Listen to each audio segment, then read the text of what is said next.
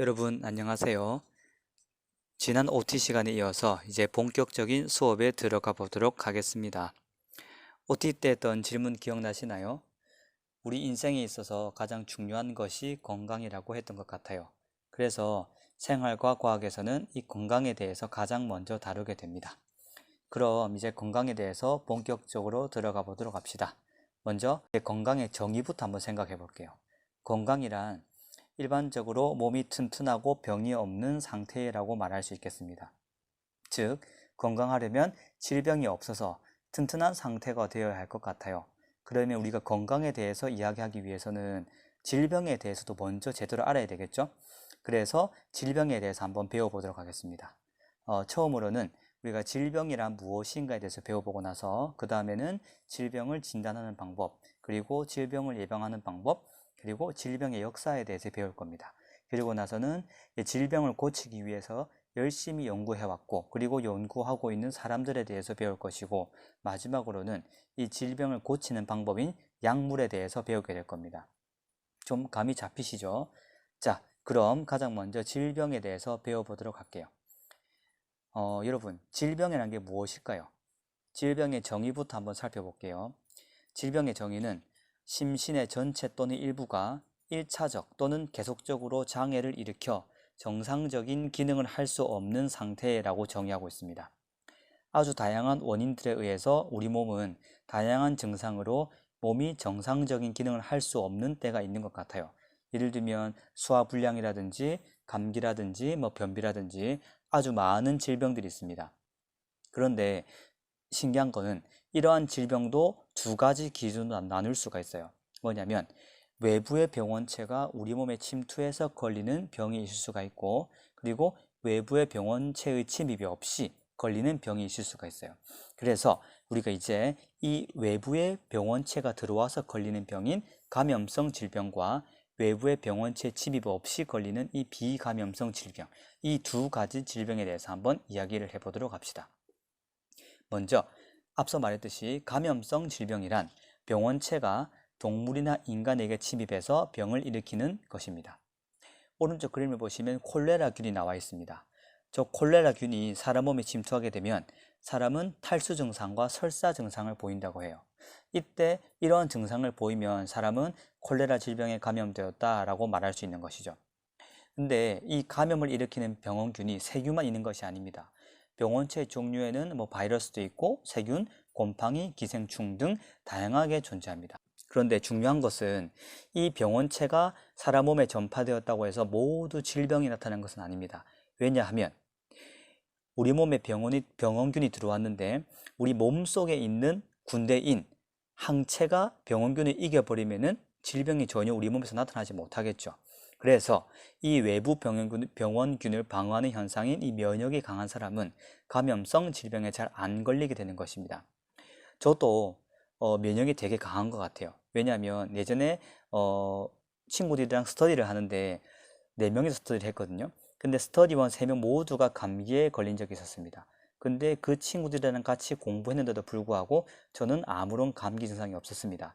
이 말은 분명히 제 몸속으로 감기 바이러스가 침투했겠지만 몸속에 있는 항체들이 감기 바이러스를 이겼기 때문에 아무런 감기 증상이 없었던 거겠죠. 바로 이겁니다. 병원균이 침투했다고 해서 모두 이러한 질병이 나타나는 것은 아니라는 거죠. 이해되시죠?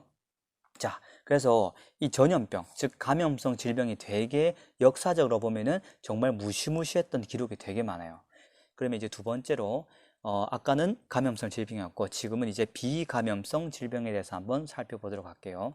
비감염성 질병이란 병원체가 없이 일어날 수 있고 발현 기간이 길어서 만성 질병이 된다고 나와 있어요. 쉽게 말해서 사람 몸의 호르몬 이상에 의해서 생길 수도 있고 당뇨병 같은 것이 있을 수 있고, 그리고 생활 환경이나 생활 방식에 의해서 생길 수가 있고, 그래서 우리는 고혈압이나 유전병 등 이런 것들을 보고 우리는 비감염성 질병이라고 불러요. 그러면 이러한 질병에 대해서 조금 더 상세하게 살펴보도록 합시다.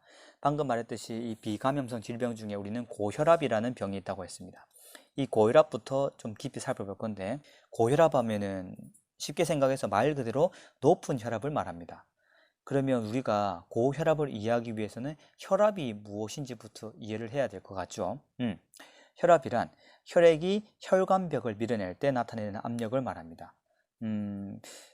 혈관에 혈액이 그냥 흐를 것 같은데 혈액이 혈관벽을 밀어내면서 흐른대요. 왜 그런지 궁금하지 않으신가요? 한번 생각해 봅시다. 혹시 혈관의 길이가 얼마 정도인지 아신가요, 혹시? 네. 혈관의 길이가 무려 10만 킬로미터랍니다. 10km가 아니라 10만 킬로미터. 잘 감이 안 오시죠? 이 10만 킬로미터란 길이는 무려 지구 2바퀴 반을 감을 수 있는 길이입니다. 장난 아니죠?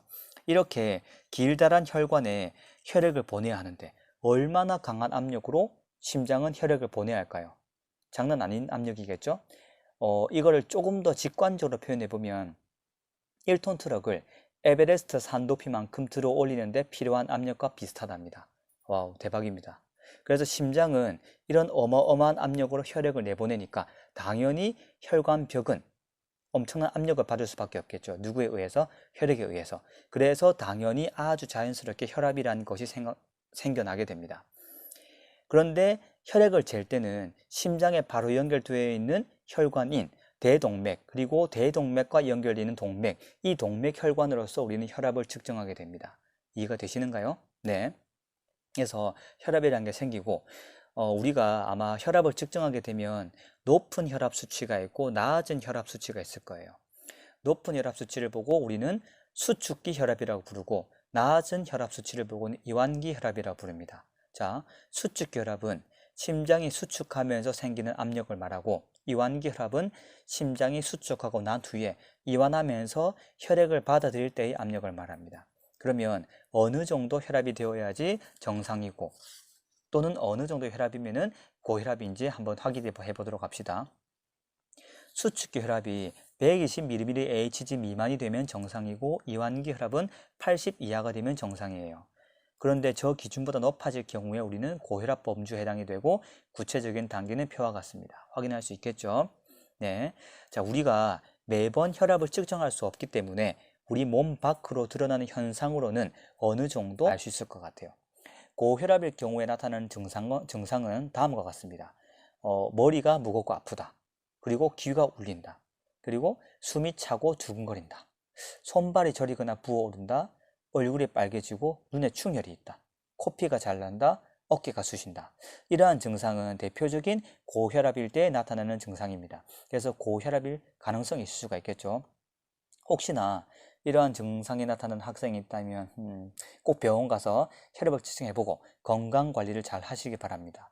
왜냐하면 과도한 예방이 치료보다 낫다라는 말이 있듯이 예방을 잘해야 돼요. 네. 그리고 다음으로 우리가 비감염성 질병 중에 아주 대표적인 질병인 당뇨병에 대해서 알아보겠습니다. 당뇨병은 포도당이 소변을 통해 배출되는 질병을 말합니다. 그러면 당뇨에 대해서 구체적으로 알기 위해서 용어를 조금 정리해 보도록 하겠습니다. 당뇨병을 생각할 때 할 수 있는 용어는 혈당이라는 것이 있어요. 혈당이란 말은 혈액 속에 함유되어 있는 포도당을 말합니다. 우리가 밥을 먹고 나면 음식물로부터 흡수된 영양소가 혈액을 통해 이동하게 돼요. 즉 포도당도 혈액을 통해 이동하게 되는데, 우리 몸은 이 혈액 속의 포도당 농도를 항상 일정하게 유지하려고 합니다. 그런데 어떠한 이상현상으로 인해 가지고 포도당 농도가 높게 유지가 되어서 몸이 포도당 농도를 낮추기 위해서 소변을 통해 포도당이 배출되게 됩니다. 이러한 질병을 보고 당뇨병이라고 해요. 구체적인 수치에 따른 당뇨병 기준은 표와 같습니다. 확인할 수 있겠죠? 자, 그러면 이 당뇨병이 생기는 원인을 우리는 과학적으로 한번 살펴보도록 할 겁니다. 우리 몸이 혈액 속의 당, 즉 혈당을 일정하게 유지하려고 하는 것을 혈당량 조절이라고 부릅니다. 혈당량을 조절하는 데에는 두 가지 호르몬이 관여하게 돼요. 자, 그러면 오른쪽 그림을 통해서 자세히 한번 살펴보겠습니다. 자, 먼저 음식물을 섭취하게 되면 사람 몸의 혈액 속의 혈당이 증가하게 됩니다. 그러면 우리 몸의 신경 중에 부교감 신경이 이자에게 명령을 하게 돼요. 이자야, 인슐린 호르몬을 분비하거라. 그러면 이자는 이 명령을 하다 받고 인슐린을 분비하게 됩니다. 그러면 이 분비된 인슐린은 혈액 중에 있는 포도당을 글리코젠으로 바꾸어서 간에 저장을 합니다. 또한 세포에서 포도당 소비를 촉진시키게 되죠. 그럼 혈당이 자동적으로 감소되게 됩니다. 자, 여기서 잠깐 깨알 상식 하나 알려주겠습니다. 우리 사람은 인슐린이 분비될 때 사람은 포만감을 느끼게 된답니다. 또한 속담 중에 간에 기별도 안 간다라는 말이 있죠. 왜냐하면 밥을 적게 먹으면 그만큼 혈당이 작기에 간에 저장되는 글리코젠 양도 작게 되겠죠. 그렇기 때문에 간에 기별도 안 간다라고 표현했나 봅니다. 속담이 아주 과학적이죠. 그러면 우리가 밥을 먹고 나서 시간이 흐르게 되면은 혈액 속의 포도당 농도, 즉 혈당이 감소하게 되겠습니다. 이때 혈당이 감소하게 되면 교감신경이 이제 이자한테 명령을 합니다. 이자야, 글루카곤을 분비하거라. 그러면 이자는 이 명령을 하달받고 글루카곤을 분비합니다. 이 글루카곤은 간에 저장되어 있던 글리코젠을 포도당으로 변환시켜서 다시 혈액 속으로 내보내게 됩니다. 따라서 혈당은 증가하게 되죠. 이렇게 혈당은 항상 일정하게 유지가 되게 됩니다. 아마 여러분 이런 경험 해봤을 거예요. 배가 고프다가 갑자기 배가 고픈 게 사라지는 현상. 이때 왜 그러냐면 배가 고플 때 간에서 글리코젠이 포도당으로 바뀌어서 혈액을 보내주기 때문에 일시적으로 우리는 배가 고프지 않구나고 느끼게 되는 거죠. 신기하죠? 이렇게 우리 생활 속에는 우리 몸속에도 엄청난 과학이 숨어 있습니다. 이런 걸 배우는 거죠. 그럼 만약에 인슐린의 분비가 원활하게 이루어지지 않거나 인슐린이 제 기능을 하지 못한다면 어떻게 될까요? 네, 인슐린 이상이 생기게 되면 혈액 속에 포도당이 제대로 저장되지 않고 그리고 혈당은 계속 높은 상태로 유지가 되다가 소변으로 포도당이 배출되게 되겠죠. 이게 바로 당뇨병입니다. 이 당뇨병 속에 포함되는 엄청난 과학 상식들, 과학 이론들 우리 충분히 이해할 수 있겠죠? 네, 좋습니다. 자, 이제 오늘 우리가 배운 내용을 한번 정리해 보도록 합시다. 질병이란 게 무엇이었는지 그리고 이 질병을 어떻게 구분할 수 있는지 배웠습니다. 꼭 기억하시길 바랍니다. 이 요약한 내용은 반드시 기억하시고 그리고 학습지를 풀면서 복습하길 바랍니다. 그래서 이제 다음 시간에는 우리가 질병을 진단할 수 있는 방법과 그리고 질병을 예방할 수 있는 방법에 대해서 구체적으로 한번 배워보도록 합시다. 그럼 다음 시간에 봅시다.